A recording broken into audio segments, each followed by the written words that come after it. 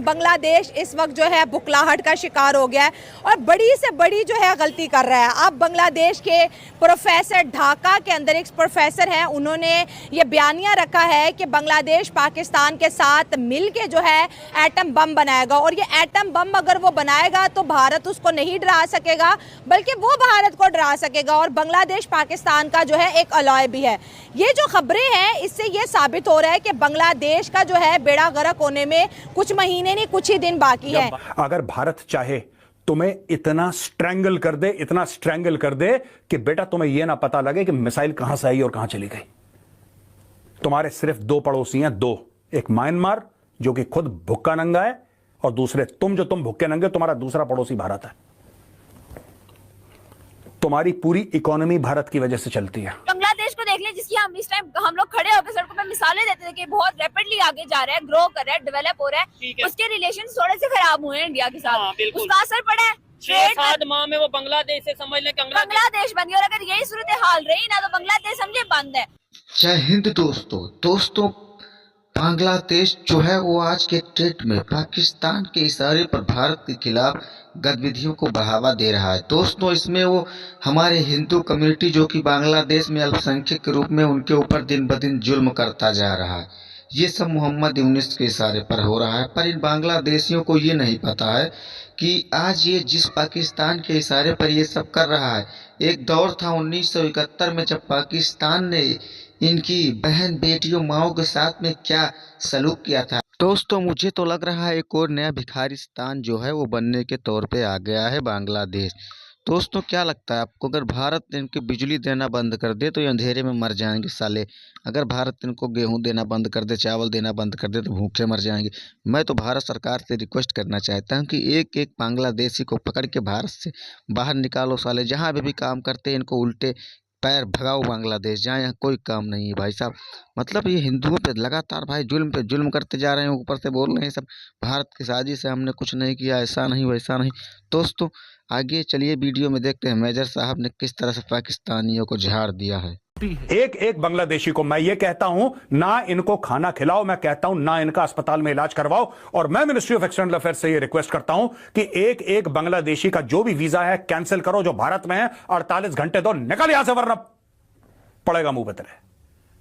किसी बांग्लादेशी को अंदर नहीं आने देना, घुट के रहने दो वहीं पे।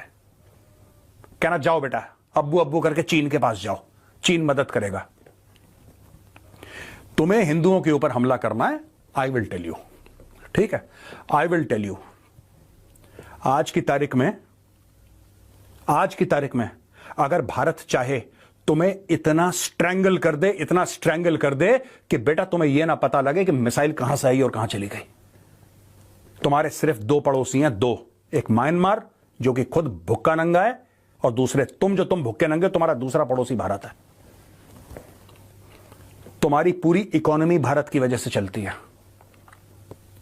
तुम इस गलतफहमी में मत रहना कि तुम बहुत बड़े टेक्सटाइल में तुर्रम खान हो। तुम्हारा रॉ मटेरियल कहां से आता है?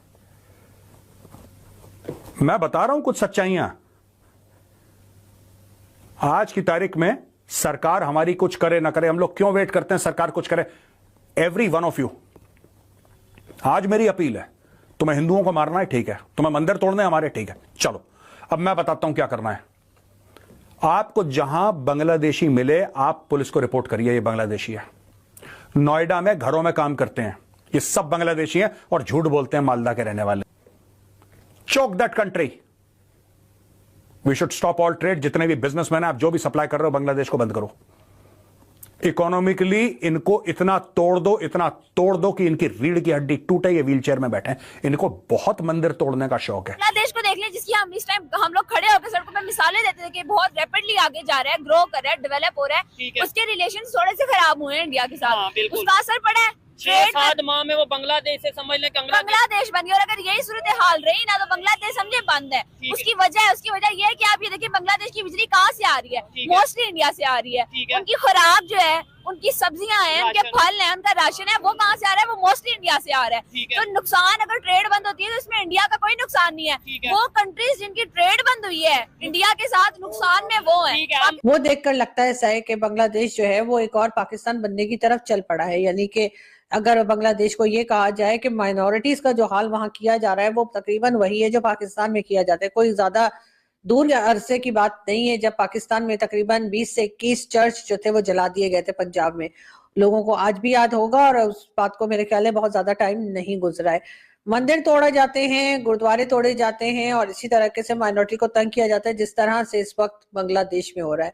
इस वक्त के बांग्लादेश के जो केयर टेकर प्राइम मिनिस्टर हैं, जिनकी मैं आपको फोटो भी दिखा रही हूँ, उनका कहना ये है कि आए तो थे वो जनाब इलेक्शन करवाने के लिए, कहा यही जा रहा था कि बहुत जल्द इलेक्शन करवा के वो चले जाएंगे, लेकिन अब ऐसा लगता है उनका जाने का मूड नहीं है।